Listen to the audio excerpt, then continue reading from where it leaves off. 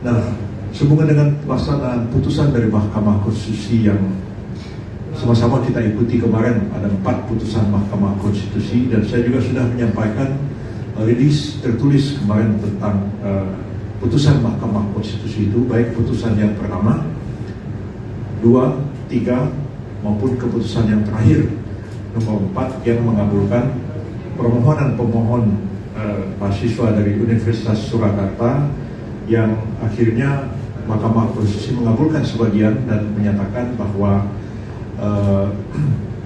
ketentuan dalam pasal 167 huruf Q dari Undang-Undang 7 tahun 2017 tentang pemilu tentang syarat presiden berusia serendah-rendahnya 40 tahun oleh Mahkamah Konstitusi dinyatakan bertentangan dengan UUD 45 kecuali dimaknai, ya, kecuali dimaknai pernah atau sedang menduduki jabatan yang dipilih melalui pemilihan umum termasuk kepala daerah, dan itu putusan yang ada di dalam diktum Mahkamah Konstitusi, putusan Mahkamah Konstitusi. Nah, putusan Mahkamah Konstitusi itu tegas bunyinya dalam diktum, tidak ada perbedaan tafsir dan perbedaan pendapat mengenai bunyi diktum itu. Walaupun putusan sebagai sebuah putusan itu bisa menimbulkan kontroversi pro kontra terhadap putusan, tapi pro kontra terhadap putusan dari Mahkamah Konstitusi dan putusan pengadilan pada umumnya adalah persoalan politik dan persoalan akademik. Nah, apapun persoalan politik dan akademik, dia tidak dapat meruntuhkan atau menggugurkan putusan Mahkamah atau Mahkamah Konstitusi dan putusan pengadilan pada umumnya. Jadi keputusan itu seperti itulah bunyinya, dia final, dia binding, dia final, dia terakhir, tidak dapat diajukan banding dan kasasi, dan dia final. Maka semua pihak terikat dengan putusan Mahkamah Konstitusi itu, terlepas daripada adanya pro kontra terhadap putusan Mahkamah Konstitusi itu sendiri. Dan saya kira terhadap putusan Mahkamah Konstitusi siapa saja boleh mempunyai pendapat, boleh mengkritik, ya, karena terbuka untuk dikritik oleh siapapun. Kalau ditanya kepada saya sebagai akademisi hukum tata negara, jawaban saya seperti ya, dan tadi sudah didengar jawaban saya terhadap putusan Mahkamah Konstitusi dalam diskusi di kedai kopi tadi pagi. Tapi kaitannya dengan komitmen kita dalam koalisi, saya tegaskan bahwa saya pribadi maupun PBB tetap dalam komitmen yang teguh berjuang bersama-sama dengan Pak Prabowo Subianto, dan apapun putusan yang nanti diambil oleh koalisi itu akan dipatuhi dan akan ditaati serta dilaksanakan oleh PBB, termasuk oleh saya sendiri sebagai bagian dari koalisi. Jadi kita itu belajar demokrasi, ya. Nah, demokrasi itu bisa ada perbedaan pendapat, ya. Kalau ada voting, orang lakukan voting. Kalau ada musyawarah, lakukan musyawarah. Dan insya Allah koalisi Indonesia Maju itu akan melakukan keputusan secara musyawarah.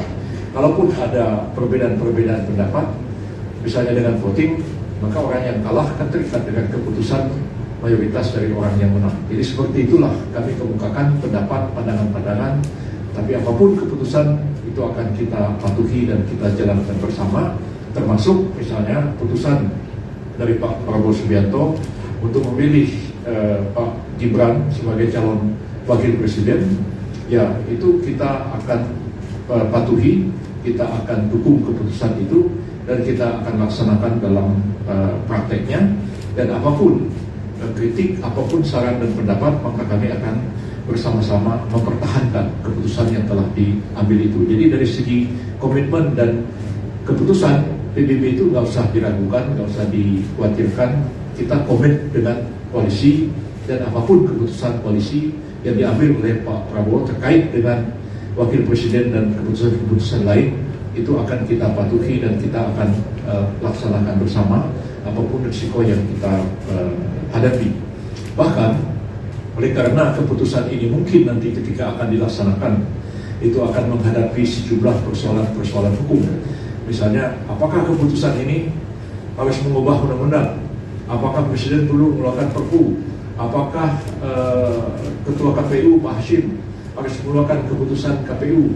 Dan keputusan KPU itu bagaimana harus dikonsultasikan dengan DPR? Tentu ada sejumlah persoalan-persoalan hukum yang saya diminta atau tidak diminta oleh Presiden, diminta oleh KPU, maupun diminta oleh Koalisi Indonesia Maju, saya dengan senang hati akan memberikan jalan keluar untuk mengatasi persoalan hukum yang timbul itu. Dan saya kira itu sudah menjadi tugas saya, dan sejak zaman Pak Harto saya melakukan itu ketika kita menghadapi kebutuhan, menghadapi masalah yang sangat krusial dan sangat sulit.